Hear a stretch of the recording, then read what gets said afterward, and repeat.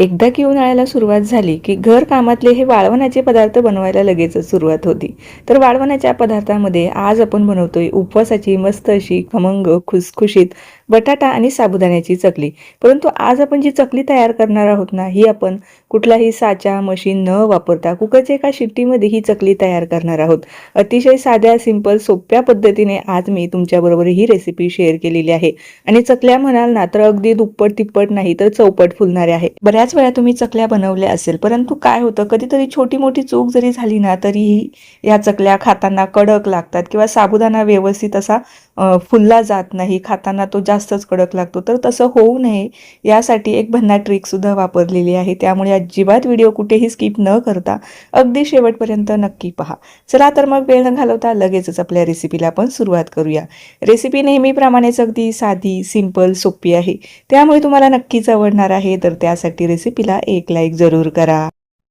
बऱ्याचदा तुम्ही ही साबुदाणा बटाटा चकली बनवली असेल, परंतु दरवेळेला सारखी होतेच असं नाही. तर त्यासाठी मी आज तुम्हाला अगदी अचूक प्रमाण सांगणार आहे. हे वापरून जर तुम्ही चकली बनवली ना अगदी दरवेळीप्रमाणे सारखीच होणार आहे. तर इथे मी साधारणतः 3 कप आणि वजनाने म्हणाल तर 500 ग्रॅम एवढा हा साबुदाणा घेतलेला आहे. आता साबुदाणा भिजवायचा कसा? चकलीला आपल्याला साबुदाणा अजिबात कडक भिजवायचा नसतो. जितका तुम्ही मऊ साबुदाणा भिजवाल ना तेवढी आपली चकली खुसखुशीत होते. तर आता 3 कप इथे मी साबुदाणा घेतलेला आहे. त्यासाठी बरोबर 3.5 कप आपल्याला पाणी घ्यायचं आहे. हे सगळे जिन्नस आपल्याला एकाच कपाने किंवा मेजरिंग कप नसेल तर वाटी किंवा एखादं भांडं फिक्स करायचं आणि त्यानेच मोजून घ्यायचं आहे. अजिबात प्रमाण तुमचं बिघडणार नाही. तर 3.5 कप मी इथे पाणी घेतलेलं आहे. आता हे पाणी आपल्याला कडकडीत गरम करायचं आहे.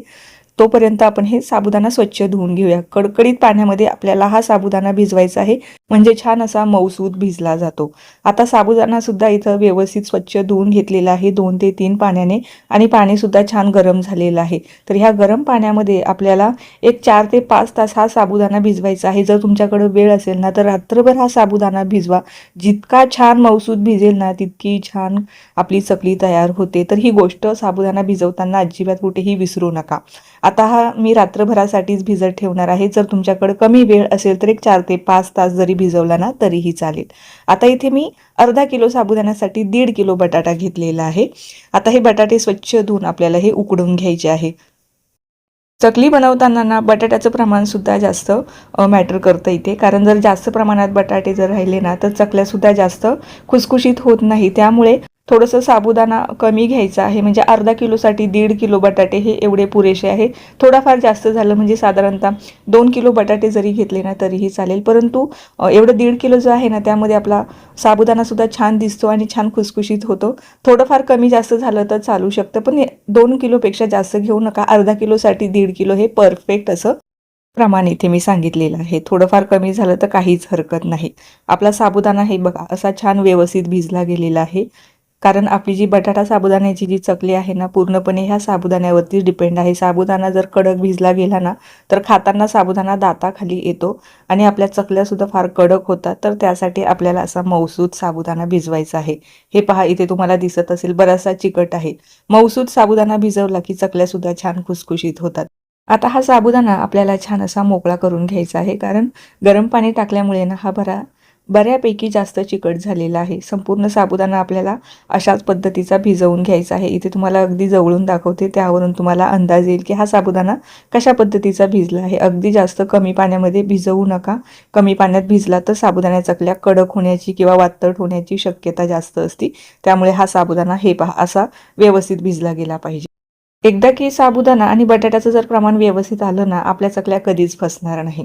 तर आता बटाटे सुद्धा छान उकडलेले आहे. आता त्याची सालं काढून आता हे आपल्याला छान किसून घ्यायचे आहे किसणीने, किंवा तुम्ही स्मॅशरनी स्मॅश केलं ना तरीही चालेल. फक्त एक गोष्ट लक्षात ठेवायची, कुठेही मोठ्या मोठ्या गाठी राहता कामा नये.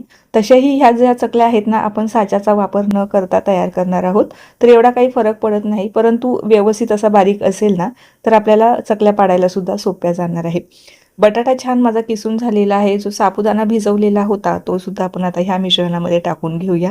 यामध्ये जास्त काही साहित्य जाणार नाही. फक्त आपण यामध्ये हिरवी मिरची आणि आपल्याला मीठ घालायचं आहे. एवढ्या 2 ते 3च साहित्यामध्ये आपण ही वर्षभर टिकणारी उपवासाची चकली बनवत आहोत. यापेक्षा जास्त काही साहित्य लागत नाही. आता बरेच जण उपवासाला कोथिंबीर किंवा जिरं यामध्ये घालतात. तुम्हाला जर यामध्ये घालायचं असेल ना तर तुम्ही तेही घालू शकता. बऱ्याच भागांमध्ये जिरं किंवा कोथिंबीर चालते, काही भागांमध्ये नाही चालत. तर ज्यांना इथे कोथिंबीर जिरं घालायचं असेल तर घालू शकता किंवा एकदम साध्या सिंपल पद्धतीने मी जशी बनवलेली आहे हिरवी मिरची टाकून, तर तुम्ही हिरवी मिरची टाकून बनवू शकता किंवा सुक्या लाल मिरच्या मिक्सरला फिरवून त्यासुद्धा तुम्ही ह्यामध्ये घालू शकता. तर आता यामध्ये मी साधारणतः 15 ते 20 हिरव्या मिरच्या ह्यामध्ये मिक्सरला थोड्याशा जाडसरच वाटून घेतलेल्या होत्या, त्या टाकलेल्या आहे. मिठाचं तुम्हाला इथे प्रमाण सांगते. साधारणतः इथे मी 3.5 चमचे एवढं मीठ घातलेलं आहे. आता हे सगळं मिक्स झाल्याच्या नंतर एकदा टेस्ट करून बघल, जर मीठ थोडंफार कमी वाटलं तर अजून मी वाढवणार आहे. तर हे सगळे जिन्नस मी एकजीव केल्याच्या नंतर मी अजून अर्धा चमचा यामध्ये मीठ वाढवलं होतं, कारण हे थोडंसं अळणी वाटत होतं. तुम्ही तुमच्या अंदाजानुसार यामध्ये मीठ घालू शकता, परंतु सुरुवातीला तुम्ही 3 ते 3.5 चमचे मीठ घाला आणि नंतर टेस्ट करून बघा. जर तुम्हाला अळणी वाटलं तरच थोडंसं वरतून तुम्ही मीठ वाढवू शकता. हे छान एकजीव करून घेतलेलं आहे. सुरुवातीला मी जसं सांगितलं होतं, आपण ह्या ज्या चकल्या आहे ना कुकरच्या एका शिटीमध्ये बनवणार आहोत. तर ते कसं, तर हे जे पीठ आहे ना आपल्याला कुकरला छान असं वाफवून घ्यायचं आहे. तर हे पीठ आपल्याला का वाफवायचं आहे, कारण बरेच जण हे पीठ वाफवत नाही, त्यामुळे चकल्या जास्त अशा फुलत नाही. जेव्हा हा साबुदाणा वाफला जातो तेव्हा हा छान असा फुलला जातो. त्यामुळे कधीही जेव्हाही तुम्ही चकल्या बनवणार असाल ना तर हे पीठ नक्की वाफवा, तेव्हाच आपल्या चकल्या छान अशा फुलाप्रमाणे अशा फुलतात, मस्त अशा दुप्पट तिप्पट फुगतात. तर त्यासाठी इथे मी कुकरचा डबा घेतलेला आहे. आता माझ्याकडे छोटा कुकर आहे, त्यामुळे मी ह्या छोट्या डब्यात, तुम्ही हे कुकरला वाफवू शकता किंवा कढाईमध्ये पाणी ठेवून संपूर्ण मिश्रण एकदाच वाफवू शकता. कुकरला अगदी एकच शिटी काढायची आहे. कुकरला थोडंसं पटकन वाफलं जाईल याकरता मी कुकरच्या ह्या डब्याची सुद्धा तुम्हाला ट्रिक सांगत आहे. आणि तुमच्याकडे जर तुम्हाला हे कुकरला वाफवायचं नसेल तर आपली साधी जी चाळण असते ना त्यामध्ये सुद्धा तुम्ही हे वाफवू शकता. तर हे पहा, कुकरच्या खाली मी पाणी टाकलेलं आहे, रिंग टाकून घ्यायची आहे. त्यामध्ये आपल्याला हा डबा ठेवायचा आहे आणि वरतून असं व्यवस्थित असं झाकण लावायचं आहे, जेणेकरून वाफेचं पाणी यामध्ये जास्त पडू नये याकरता. आता मी छान असं झाकण ठेवलेलं आहे. कुकरचं झाकण लावून एकच शिट्टी काढायची आहे. अजिबात जास्त शिट्ट्या काढू नका, नाहीतर खूप जास्त हे मऊ पडेल आणि चकल्या बनवता येणार नाही. तर हे पहा, दुसरी सुद्धा पद्धत इथे दाखवते. इथं चाळणी घेतलेली आहे, त्यामध्ये मी एकदाच संपूर्ण मिश्रण टाकून घेणार आहे. जर तुमच्याकडे मोठा कुकर असेल तर एकदाच मिश्रण तुम्ही कुकरच्या एका शिटीमध्ये हे शिजवून घेऊ शकता. फक्त ही स्टेप तुम्ही स्किप करू नका, कारण जर तुम्ही हे पीठ वाफवलं नाही तर चकल्या छान व्यवस्थित फुलणार नाही. यासाठीच आपल्याला हे पीठ वाफवून घ्यायचं आहे. अजिबात ही स्टेप कुठेही तुम्ही स्किप करू नका. जर तुम्ही असं कच्चच पिठाच्या चकल्या बनवल्या ना, जेव्हा आपण तळतो ना तेव्हा साबुदाणा जास्त दाताखाली येतो, खूप जास्त कडक ह्या चकल्या तयार होतात. खुसखुशीत चकल्या हव्या असेल तर पीठ तुम्हाला वाफवावं लागणार आहे. एक शिटी काढून झालेली आहे. आता हे जे वरचं पाणी आहे ते आपल्याला काढून घ्यायचं आहे. थोडं पाणी माझं याच्यात पण राहिलेलं होतं, पण टेन्शन घेऊ नका. तर हे जे पीठ आहे ना हे आपण छान असं एकजीव करून घेऊया. आता हे तुम्हाला बऱ्यापैकी सैल दिसत असेल तर काही टेन्शन घेण्याची गरज नाही, कारण हे जसं थंड होत जाईल ना तर ह्यामध्ये बटाटा असल्यामुळे हे आपोआपच घट्ट होणार आहे. तर हे पूर्णपणे गरम आहे. हे जोपर्यंत थंड होत नाही ना तोपर्यंत आपल्याला वाट बघावी लागणार आहे. तोपर्यंत दुसरंही पीठ आपलं छान असं वाफलं जातं. पूर्णपणे थंड झालं की तुम्ही हे चकलीचा साचा असेल तर चकलीच्या साच्यामध्ये भरू शकता, किंवा बऱ्याच जणांना कधीतरी चकलीचा साचा सापडतच नाही किंवा कुणाकडे नसतो, तर त्यावेळेला काय करायचं, अशी पायपिंग बॅग किंवा दुधाचं पॅकेट त्यामध्ये हे मिश्रण पूर्णपणे थंड झाल्याच्या नंतर भरून घ्यायचं आहे आणि ह्या चकल्या पाडायच्या आहे. वरतून रबराने छान व्यवस्थित आपल्याला घट्ट बांधून ठेवायचं आहे, किंवा जेव्हा आपण चकल्या पाडू ना तर जे मिश्रण आहे ना ते वर यायला नको, किंवा गाठ बांधून घ्यायची आहे. आणि पुढचा जो भाग आहे ना थोडासा मोठा कट करायचा आहे, म्हणजे व्यवस्थित मिश्रण आपलं चकली पाडताना पडेल आणि जो साबुदाणा आहे ना तो अटकणार नाही. तर हे पहा, अशा मस्त ह्या चकल्या आपण आता पाडून घेणार आहोत. अतिशय साधी सिंपल ट्रिक मी तुम्हाला सांगितलेली आहे. फक्त आपल्याला हे पीठ वाफवायचं आहे आणि साचा नसेल तर असं तुम्ही मस्त हे एखाद्या पिशवीमध्ये भरून सुद्धा चकल्या बनवू शकता. अजिबात चकल्या कुठेही तुटत नाही, किंवा बऱ्याचदा आपण चकलीच्या साच्यामध्ये भरतो ना, चकल्या पाडत असताना साबुदाणामध्ये आला की चकल्या तुटतात. परंतु अशा बनवल्या तर साबुदाणामध्ये जरी आला ना तरीही चकल्या तुटत नाही. आता ह्या एक दिवस पंख्याखाली आणि त्यानंतर मी इथे कडकडीत उन्हामध्ये वाळवून घेणार आहे. जर तुमच्याकडे उन्हाची सोय असेल तर तुम्ही डायरेक्ट उन्हामध्ये जरी बनवल्या ना तरीही चालेल. 2 दिवसानंतर इथे तुम्हाला चकल्या दाखवते. अगदी मस्त अशा ह्या चकल्या तयार झालेल्या आहे. वाळल्यानंतर अगदी छान असा साबुदाणा सुद्धा यावरती दिसत आहे.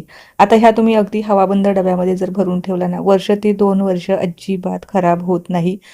आता यातल्याच काही चकल्या मी तुम्हाला तळून दाखवते, त्यावरून तुम्हाला अंदाज येईल की चकल्या कशा झालेल्या आहे. तेल छान अगोदर कडकडीत गरम करायचं, गॅस मध्यम करायचा आणि मध्यम गॅसवरती आपल्याला छान अशा ह्या तळून काढायच्या आहे. पूर्णपणे कमी करू नका. तेलाचं टेम्परेचर सुरुवातीला एकदम कडकडीत ठेवायचं आहे आणि जेव्हा आपण चकल्या टाकू ना त्यानंतर आपल्याला गॅस मध्यम करायचा आहे. बऱ्याचदा आपण चूक काय करतो, तेल एकदम कडकडीत गरम करतो आणि त्यानंतर ह्या चकल्या तळतो, तर त्या आतून कच्च्या राहतात, फक्त साबुदाणा फुलतो आणि खाताना मग त्या कडक लागतात. तर ही चूक करू नका. तर हे पहा, तळल्यानंतर या ठिकाणी तुम्हाला दिसतच असेल अगदी फुलाप्रमाणे छान अशा या फुलल्या गेलेल्या आहे. साबुदाणा व्यवस्थित वाफला गेलेला असेल ना तर तेव्हाच अशा ह्या चकल्या फुलतात. जेव्हा कच्चा साबुदाणा असेल ना, साबुदाणा कधीच फुलत नाही. त्यामुळेच मी हे जे पीठ आहे ना चकलीचं, सुरुवातीला छान वाफवून घेतलेलं होतं. वाफल्यामुळेच आपला साबुदाणा छान असा फुललेला आहे. आता ही चकली पहा, तळल्यानंतर किती मस्त अशी फुललेली आहे. दुप्पट तिप्पट नाही तर चौपट फुललेली आहे. तर साईजवरून तुम्हाला इथे अंदाज आलाच असेल. ही साईज आणि तळलेल्या चकलीची साईज अगदी मस्त ह्या चकल्या होतात. तर तुम्ही अजूनही चकली बनवली नसेल ना तर आजचा हा व्हिडिओ बघून तुम्ही ह्या चकल्या नक्की ट्राय करून पहा. न फसणारी रेसिपी आहे.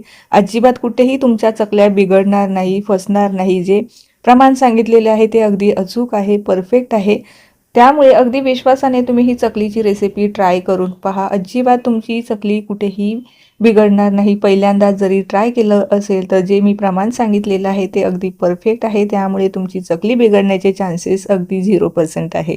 तर हे पहा ना, चकल्या किती मस्त अशा तयार झालेल्या आहे. काही चकल्या इथे मी तळून घेतलेल्या आहे, त्यावरून तुम्हाला अंदाज आलाच असेल.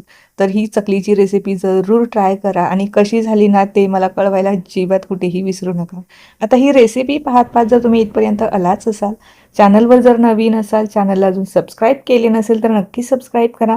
त्या बाजूचे जे बेल आयकॉन आहे ते सुद्धा प्रेस करा, म्हणजे जेव्हाही माझे नवीन व्हिडिओज येतील ते तुम्हाला सगळ्यात अगोदर पाहायला मिळतील. रेसिपी तर तुम्हाला आवडलीच असेल याची मला खात्री आहे.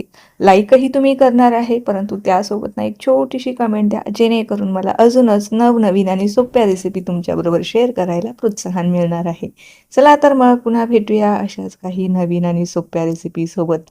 तोपर्यंत धन्यवाद.